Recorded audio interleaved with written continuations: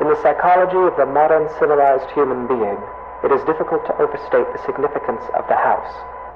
Since as early as the Neolithic era, humankind has defined itself by its buildings. Buildings for worship, buildings for socializing, buildings for protection, even buildings for the commemoration of the dead. But of all the structures that mankind has invented for itself, there is little doubt that the house is that which it relies upon most completely for its continued survival.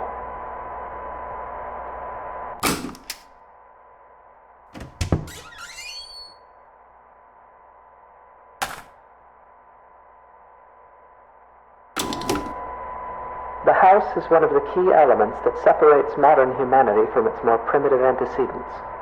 No other creature goes to such lengths to create lasting, permanent shelter for itself, nor regards said shelters with such reverence and import. Why do human beings of our modern age foster this tremendous sympathy toward their homes?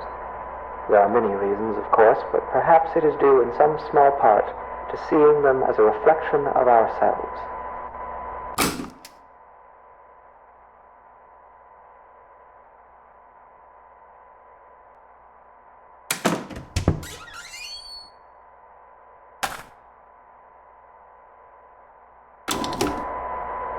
The anatomy of the house is such that this analogy is less superficial than at first it may seem. To carry it further, if we were to dissect a house as we might a human cadaver, we would find ourselves able to isolate and describe its various appendages and their functions in a decidedly anatomical fashion. There is even a fair number of direct comparisons to be drawn between those organs of a house and those of a human body.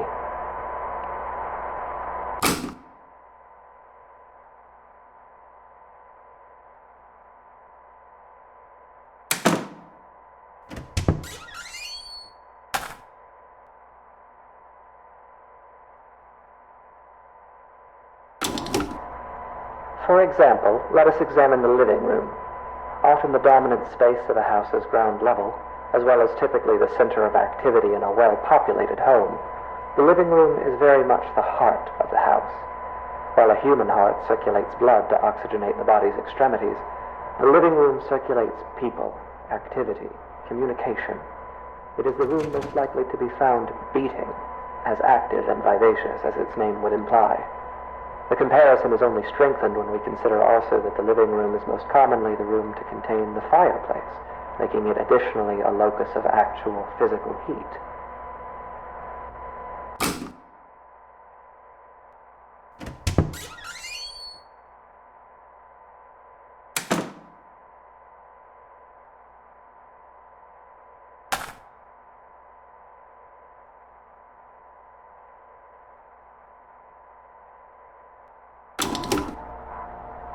It is easy to think of the kitchen and dining room as the stomach or digestive system of a house, though this comparison is tenuous.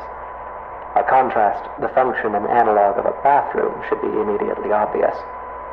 The hallways and corridors of a house are its veins, providing circulation coursing throughout its frame.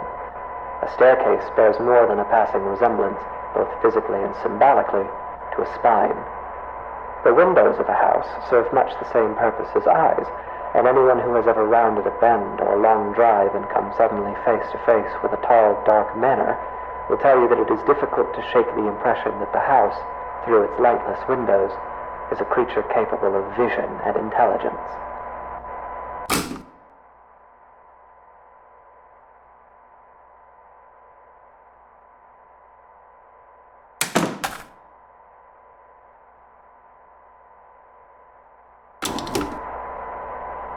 The bedroom is perhaps the room that most eludes direct comparison in this fashion.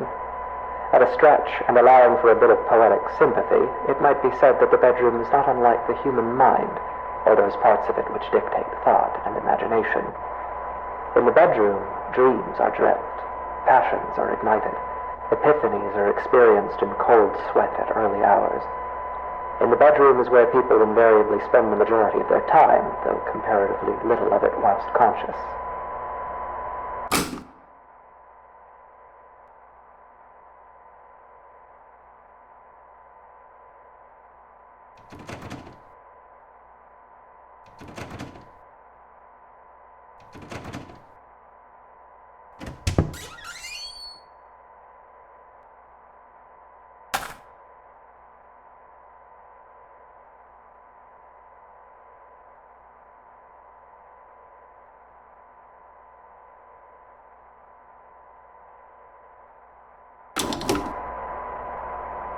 And yet this analogy is an incomplete one, for obviously the mind is an exceedingly complex thing. If the bedroom represents the thinking, dreaming part of the brain, then it is the basement that represents those lower, unconscious parts. The basement is dark. It is buried. It is a place full of cobwebs where memories are stored. A poignant comparison, truly. Often the unnerving uncertainty that comes with considering the deeper aspects of the human psyche is not unlike gazing down at the swimming blackness pooled at the bottom of a basement stairwell.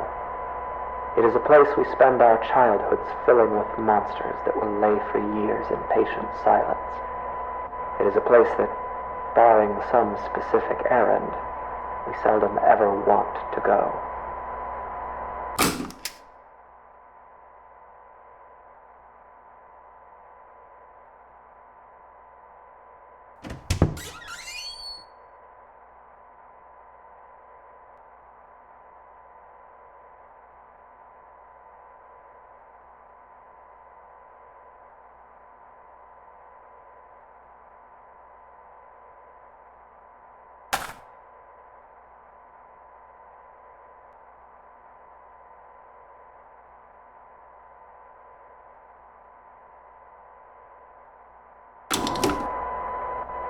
Of course, this comparison, though appropriate, is a very heavy-handed one, and often the basement is little more than a storage space littered with the corpses of spiders and woodlice.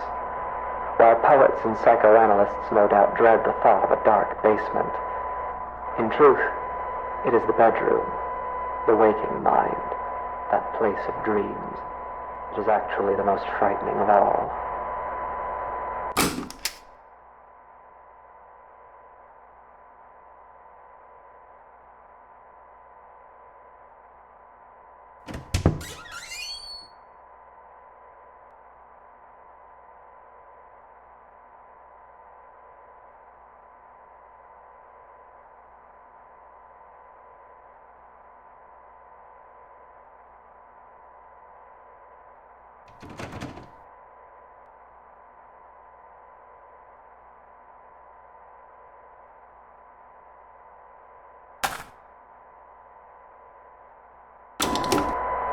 It is here, in the bedroom, that we are at our most vulnerable. Each night we shut our senses to the world for hours at a time, trusting in the house to keep us safe until next we wake. In this state of extreme vulnerability, we will spend something like 20% of our lives.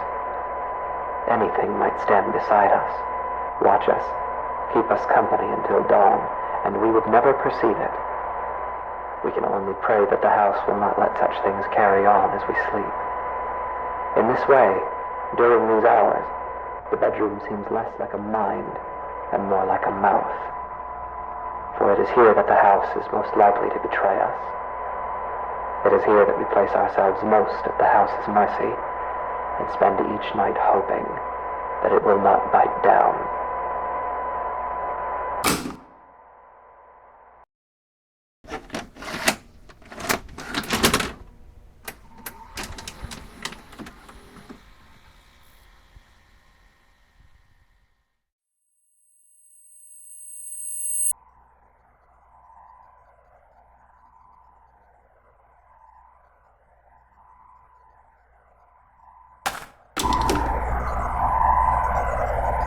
In the psychology of the modern civilized human being, it is difficult to overstate the significance of the house.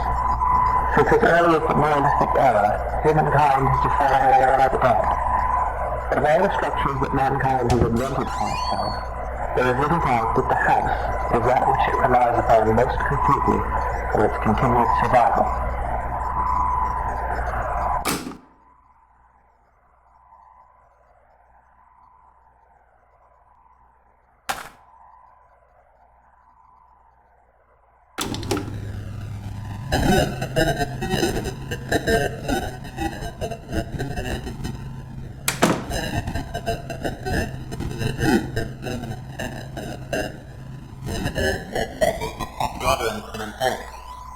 Why do human beings of our modern age foster this tremendous sympathy?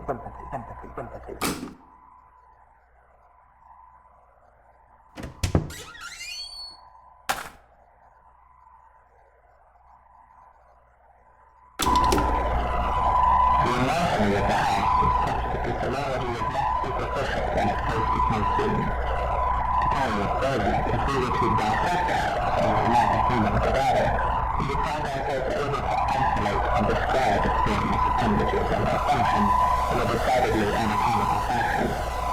There are even a fair number of direct comparisons to be drawn from our quarters to the house.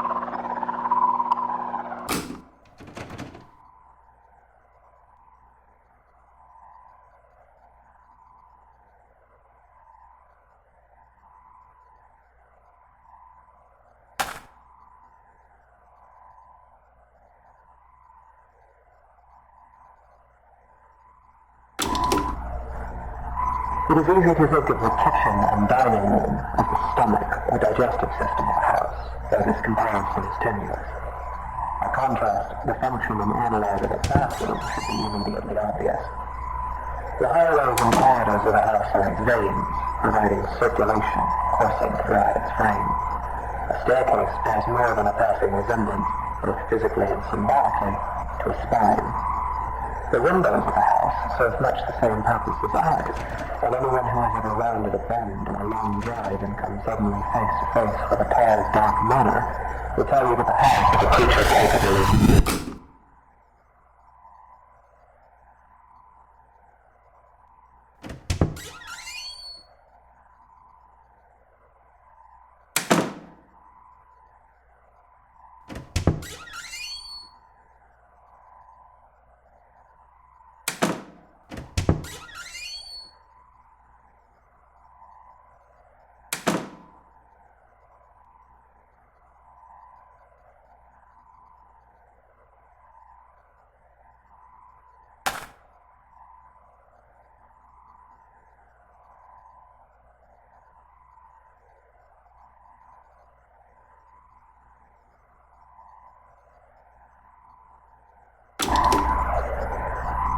The bedroom is perhaps the room that most eludes direct comparison in this section.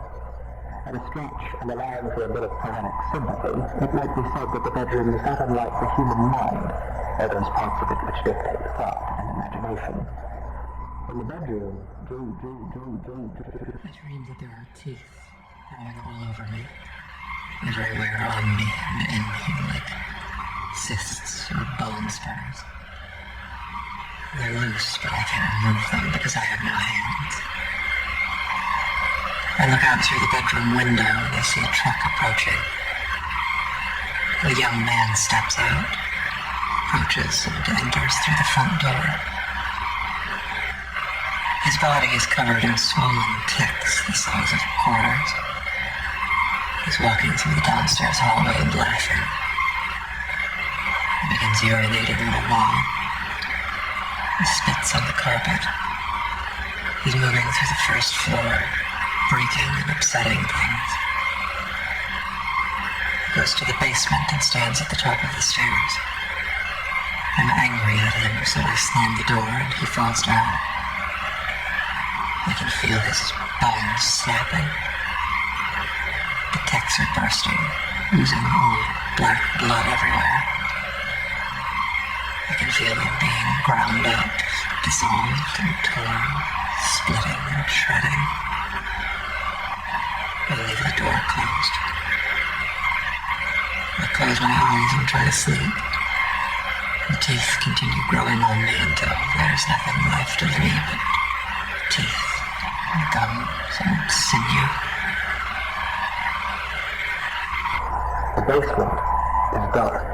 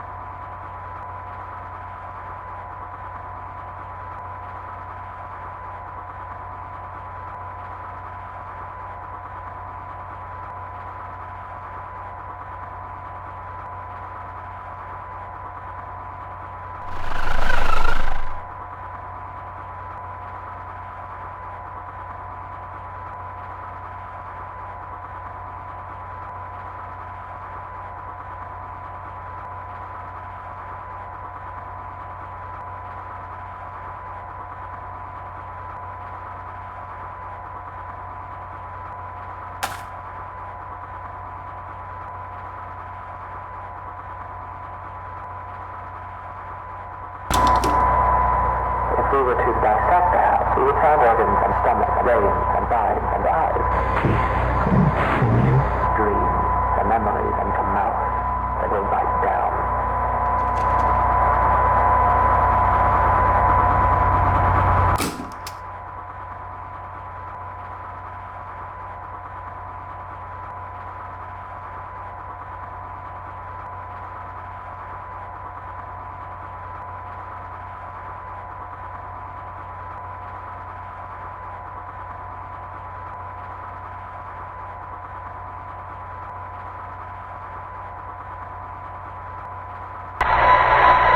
There is an important distinction that must be drawn between the words dissection and vivisection, a distinction that would appear to be lost on you. Your purpose was to listen, and yet at every turn you have pried, you have prodded, and you have interfered. Have you not been paying attention? Did it not occur to you that as an organism existing within a greater organism, your intrusion would be felt?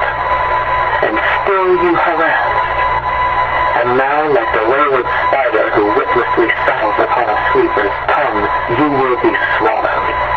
Because the truth is this. When a house is both hungry and awake, every room becomes a mouth.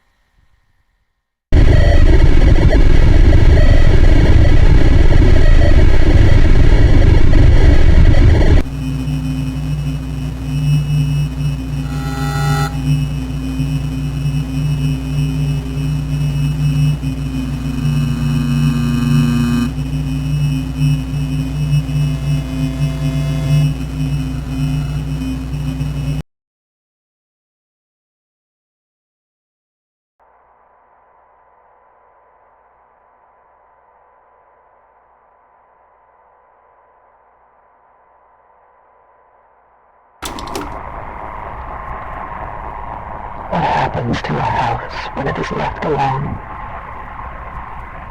When it becomes worn and aged? When its paint peels and its foundations begin to sink? When it goes for too long unlived in? What does it think of? What does it dream? How does it regard those creatures who built it, brought it into existence only to abandon it when its usefulness no longer satisfies them? It may grow lonesome. It may stare for long hours into the darkness of its own empty halls and see shadows, and its heart may jump as it thinks, here's someone again, I'm not alone. And each time it is wrong, and the hurt starts over. It may haunt itself, inventing ghosts to walk its floors, making friends with its shadow puppets, laughing and whispering to itself at the end of some quiet cul-de-sac. It may grow angry. Its basement may fill with churning acid like an empty stomach, and its gorge may rise as it asks itself through clenched teeth, what did I do wrong? It may grow bitter. It may grow hungry. So hungry and so bitter that its scruples dissolve and its doors unlock themselves. While a house may hunger, it cannot starve.